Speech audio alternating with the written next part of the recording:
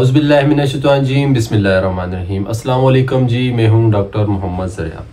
अच्छा जी, आज की जो वीडियो है बहुत ज़्यादा इम्पोर्टेंट है। बहुत से स्टूडेंट मुझे यही क्वेश्चन आता है, जो भी स्टूडेंट पहले मुझे मैसेज करता है वो कहता है कि हमें बताएं कि एमओई और नॉन एमओई में क्या फ़र्क है। क्या एमओई में जो आपने स्टडी करनी है वो 5 साल करनी है या नॉन एमओई में आपने 6 साल करनी है।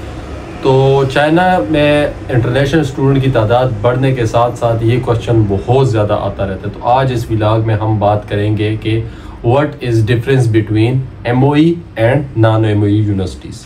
अच्छा जी, सबसे पहले आप इस बात को समझें कि ये एमओई है क्या चीज़। एमओई है जी मिनिस्ट्री ऑफ एजुकेशन, मतलब कि चाइना की जो मिनिस्ट्री ऑफ एजुकेशन है उसकी ये एब्रीवेशन है। ठीक है कि ये एक इदारा है जो सारी यूनिवर्सिटीज़ को इधर डील करता है कि जो इंटरनेशनल यूनिवर्सिटीज़ को या चाइना के अंदर स्कूल्स हैं, जितने भी इदारे हैं, तो उसको जो डील करता है वो एमओई लिस्ट, वो एमओई है। ठीक है।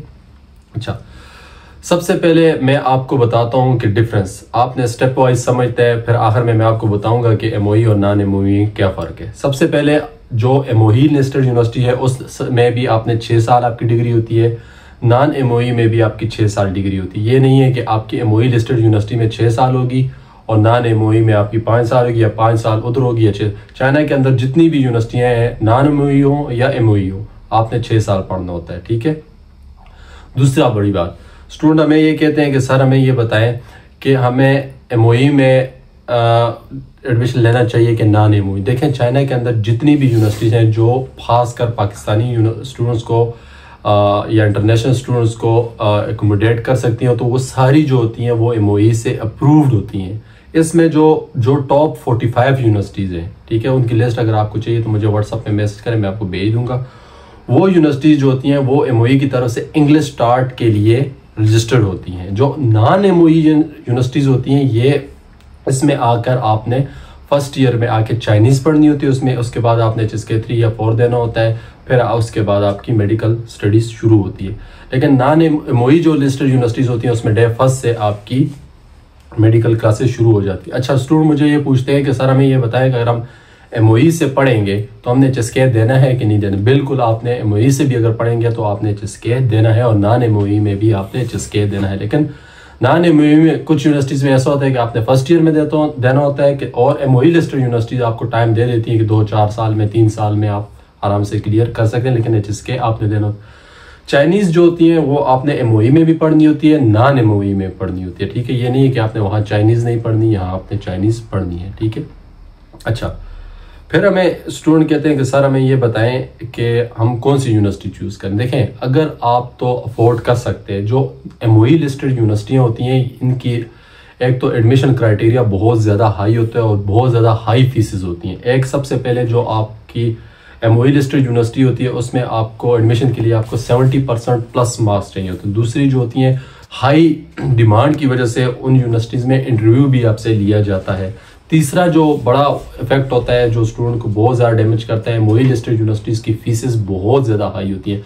अगर मैं आपको मतलब एमओई लिस्टेड यूनिवर्सिटी की फ़ी बताऊं तो ये 35,000 से 50,000 युआन पर ईयर होती हैं। ये तकरीबन 20 से 25 लाख पर ईयर बनती है। अगर इसके मुकाबले आप यहाँ पढ़ते हैं तो इससे अच्छा है कि आप पाकिस्तान में किसी प्राइवेट मेडिकल कॉलेज में दाखिला ले लें। अच्छा, स्टूडेंट कहते हैं कि सर अगर हम एमओई से पढ़ेंगे तो हम क्या एनएलई दे सकते हैं या एनएलई नहीं देंगे, या हम नॉन एमओई से पढ़ेंगे तो हमने एनएलई देनी है कि। देखें, जो बच्चा एमओई से पढ़ेगा, जो बच्चा नॉन एमओई से पढ़ेगा, पाकिस्तान के रूल के और पाकिस्तान PMDC PMC के कानून के मुताबिक दोनों ने जाकर, जब तक वो एनएलई पास नहीं करेंगे, दोनों डॉक्टर नहीं होंगे। ठीक है, दोनों ने जाकर वहाँ पर आपने टेस्ट देना है, उसके बाद आप डॉक्टर बन सकते हैं। अच्छा, स्टूडेंट कहते हैं अगर हम नॉन एमओई से पढ़ेंगे तो हमारी जो डिग्री है उसके ऊपर जो है MBBS लिखा होगा, और जो एमओई से पढ़ेंगे तो उसके ऊपर MBBS लिखा होगा, और नॉन एमओई से पढ़ेंगे उस पर क्लिनिकल मेडिसिन लिखा होगा। तो दोनों clinical medicine and MBBS is both are same thing. मैं बता के थक गया हूँ कि ये दोनों एक ही चीज़ें हैं, ये इनमें कोई डिफरेंस नहीं है। ठीक है।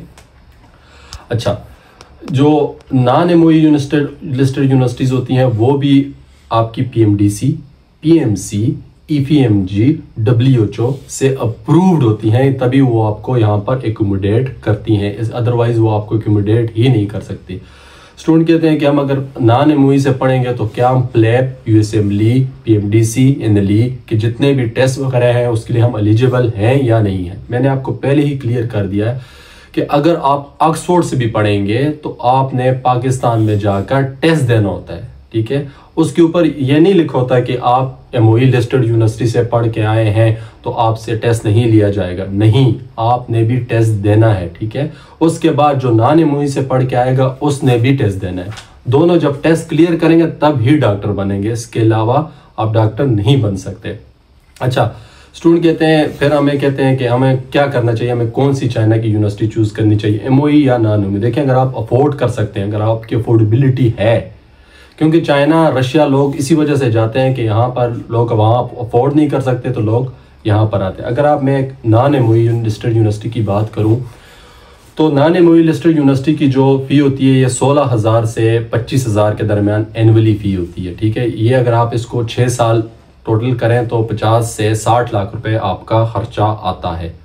एज कम्पेयर टू अगर एमओई लिस्टेड यूनिवर्सिटी की तरफ आप जाएं तो आपका 6 साल का जो खर्चा आता है वो 1 करोड़ प्लस आता है। तो इससे अच्छा नहीं है कि आप पाकिस्तान में ही प्राइवेट मेडिकल कॉलेज में दाखिला ले लें, ठीक है। ये मैं आपको जो है डिफरेंस बता दिया, ठीक है। स्टूडेंट बहुत से मुझे ऑलवेज यही क्वेश्चन होता है, मेरे जितने भी स्टूडेंट मुझे आते हैं मुझे यही कहते हैं कि सर हमें बताएं जी एमओई क्या है, नॉन एमओई क्या है। तो ये वीडियो मैंने स्पेशल उनके लिए बनाई है कि जो एमओई और नॉन एमओई में कंफ्यूज हैं। अगर तो आप अफोर्ड कर सकते हैं तो वेल एंड गुड, अगर तो आप नहीं अफोर्ड कर सकते तो इसका ये मतलब नहीं है कि आपका एडमिशन या आप डॉक्टर नहीं बन सकते। जो नॉन एमओई लिस्टेड यूनिवर्सिटी होती है इनका जो क्राइटेरिया होता है, ये एक क्राइटेरिया भी कम होता है, इसका आप मैट्रिक एफएससी में 50 to 60% प्लस मार्क्स हों, उसके बाद आपके कोई वो ना हो। और तीसरा ये है कि इसमें एक तो फ़ी बहुत कम होती है, 16,000 से 30,000 RMB के राउंड अबाउट।